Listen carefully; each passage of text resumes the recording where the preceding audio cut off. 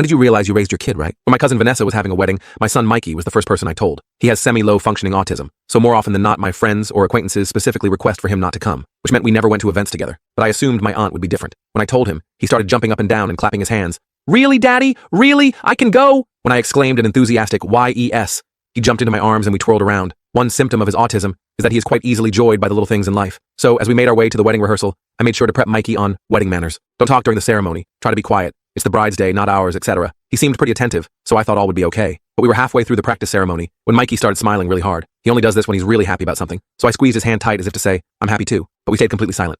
Like, radio silent. But when Vanessa made it to the top of the aisle, she screeched, "Excuse me? What is he doing here?" My heart dropped, and I turned to Mikey, who was still smiling, not knowing she was talking about him. No one else said anything. But instead of just continuing the ceremony and focusing on her wedding, Vanessa turned to her groom and screamed like a banshee. "I thought you told him not to come?" By this point, she was pointing straight at Mikey, and he started tearing up. The audience was silently whispering, and I even caught sight of a few looks of disgust towards her. Unfortunately, they were the minority, because most of the audience were nodding their heads in agreement, as if it was the most disgraceful thing they'd ever seen. I wanted to yell at Vanessa, to tell everyone I can't wait until she dies of obesity so me and Mikey can dance on her grave, but I didn't say any of that. I wanted to be a good role model for Mikey, so we just walked out. As soon as we were outside the church, Mikey had a meltdown. "Why would she say that about you, Daddy? That was so mean." I thanked the heavens he didn't know it was about him. "Son, some people are just bitter because they don't like themselves. Luckily, this was just the wedding rehearsal, and 2 days later, the real wedding happened. Luckily, Mikey believed the one we went to was the real one, so he didn't question it when I left him with the babysitter for the day. I'm a pretty big marriage guy, so for the first half of the day, I let Vanessa have her moment completely undisrupted. It wasn't until dinner that I tapped my glass to make a speech. The whole room was silent. Vanessa took the opportunity to mouth the words, "Thank you for not bringing him." I smiled, but not for the reason she was thinking. As you can see,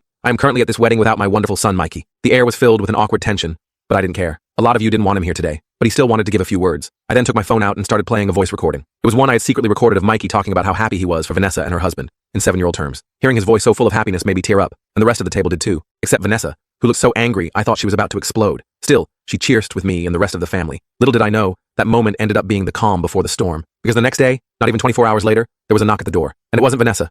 Instead, it was CPS. They asked me a few vague questions before barging past me and examining my home. My head was spinning and I barely understood what was going on. The woman started marking every little thing down on a clipboard. Mikey's mattress with no bed frame because of overstimulation? Noted. Plastic on the furniture because of Mikey's toilet accidents? Noted. Locks on the cupboards to protect him from sharp objects? All noted. All marked as evidence. I tried to tell her about his autism, but that's when she whispered under her breath, "That's what they all say," before calling her higher up. I assumed this was due to inexperience, since she looked like she just graduated college. When she hung up, she told me they had to do an emergency removal order and were going to place him in the hands of his closest relative. I immediately offered his grandma. The following 72 hours were hell. My stomach was turning, and I felt completely powerless. And above everything, I was angry. I knew somehow Vanessa was behind this, and once everything was said and done, I planned on making her pay, because insulting me or my son is one thing, but taking him away is another. The rest of the full story is on my channel and linked below.